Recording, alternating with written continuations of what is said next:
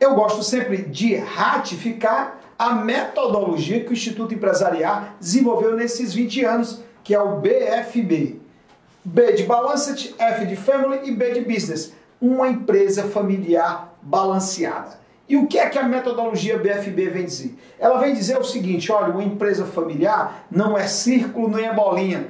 Ela é como uma árvore, ela tem vida, não é um sistema mecânico, é um sistema orgânico. E isso para o tema sucessão é extremamente importante. E o BFB ainda diz mais, assim como a árvore, ela tem umas raízes que dá solidez, que foi a origem, que são os indivíduos chaves, fundadores, fundadoras, filhos que ocupam cargos estratégicos, aquele colaborador antigo que já está e é quase membro da família, são os indivíduos chaves. É muito importante entender isso no processo de sucessão e nós vamos já detalhar. E é claro, o tronco, que é a família empresária.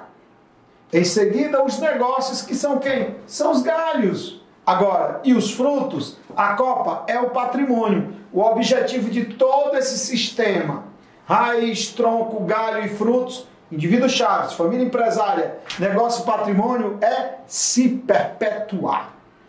Qualquer coisa que venha intervir nessa perpetuação gera uma insustentabilidade e a sucessão ocorre, mas de forma mal sucedida. Agora eu vou detalhar mais ainda essa árvore na perspectiva da sucessão.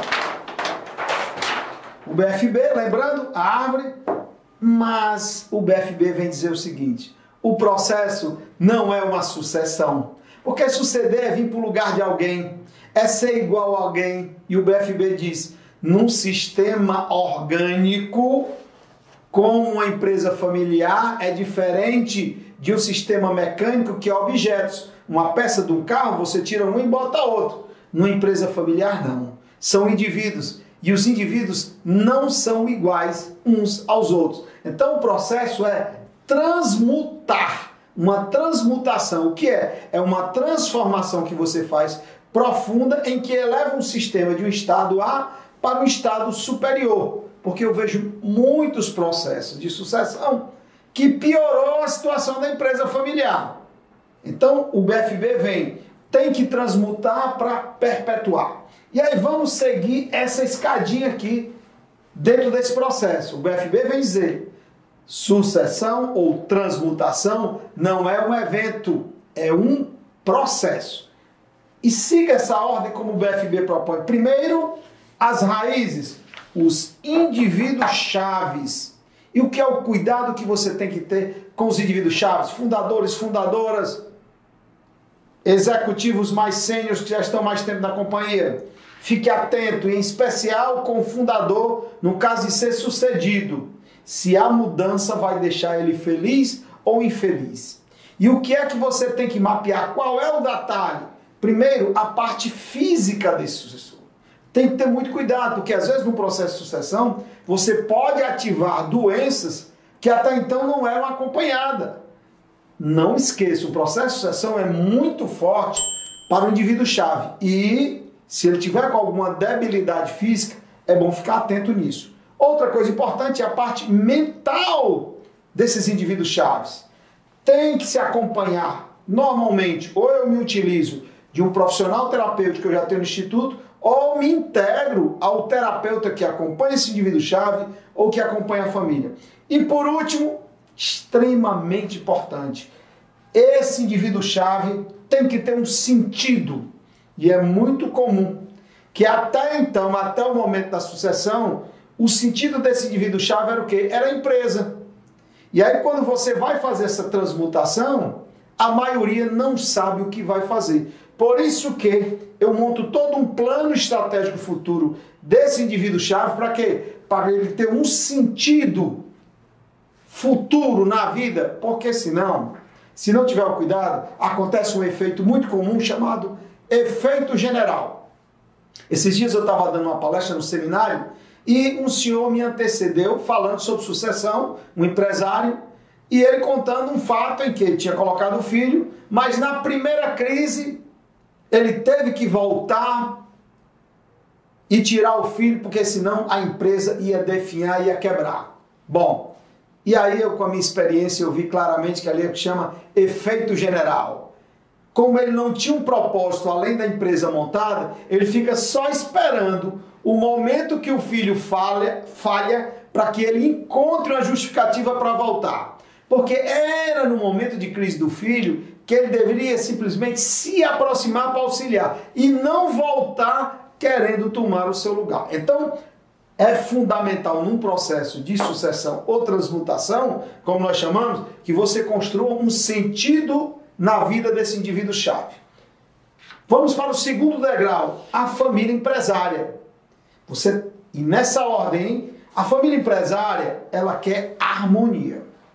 E aí, como o processo de sucessão vem trazer mudanças, fique atento se essa mudança, da forma que você está fazendo, vai trazer harmonia ou desarmonia. Ela tem que trazer harmonia. E aí eu quero destacar 4 pontos importantes. Primeiro, a hierarquia. Na família existe uma hierarquia natural. Pai, mãe, então uma hierarquia. Filho mais velho, filho do meio, filho seguinte. E se no caso da sucessão for haver uma quebra dessa hierarquia, você precisa fazer um trabalho específico. Tanto é que no case que nós iremos falar aqui no final, você vai ver quem assumiu inicialmente foi o filho do meio e não o filho mais velho. E aí o filho mais velho teve um papel importante como líder na hierarquia da família para que o processo acontecesse. Então fique atento.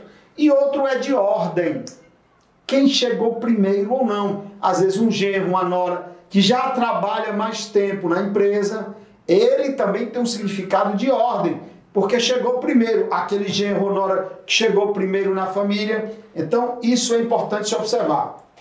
E não menos importante, a governança da família empresária. Porque no momento da sucessão, pode haver alguns atritos, alguns conflitos, que ele precisa ser resolvido aonde? No conselho da família. E aí é fundamental que a família também tenha o seu acordo, as suas regras, as suas normas de como se relacionar com a empresa. E por último, não menos importante, que essa família tenha um propósito. É fundamental na sucessão. Por quê? Porque aquele que vier assumir, ele tem que entender que ele não só vem atender os interesses do fundador, o fundador de ser felizes, o da empresa, mas também atender os propósitos da família. Isso é fundamental na hora da escolha de quem deverá ser o sucessor. Subindo mais um degrau, a empresa. E por que a empresa? A empresa ela quer que a sucessão venha deixar ela mais efetiva. O que é? Fazer a coisa certa, na hora certa, da forma certa, todo dia. E aí eu destaco 3 pontos extremamente importantes. Primeiro, a estratégia. Se você vai colocar alguém numa nova função, sucedendo, é fundamental que esse perfil esteja adequado ou alinhado à estratégia da empresa. Inclusive, na entrevista no final do programa, você vai ver isso, onde ele descreve que havia um cenário para os próximos 4, 5 anos, e aí quando o grupo escolheu, inclusive eu participei tecnicamente, se optou por esse nosso entrevistado, o Davi, porque ele era o que se adequava mais ao perfil do que a estratégia estava sinalizando. Então vejo muitas sucessões que são feitas, tá, sem um plano estratégico da empresa. E isso é que é importante, inclusive, para dizer se é a hora certa ou não de fazer a sucessão. Outro ponto não menos importante é a estrutura de poder. Porque olhe que esse sucessor vai mudar a estrutura de poder. E isso precisa ser trabalhado não só entre eles, mas com a equipe como um todo. Vocês vão ver na situação do entrevistado que nós fizemos até um movimento simbólico em que a sala dele passou a ser ao lado da sala do pai. Por que isso? Para sinalizar as mudanças na estrutura de poder. Muito cuidado, organogramas, isso tem que ser muito bem observado na sucessão. E é claro, não menos importante, a governança. Por quê?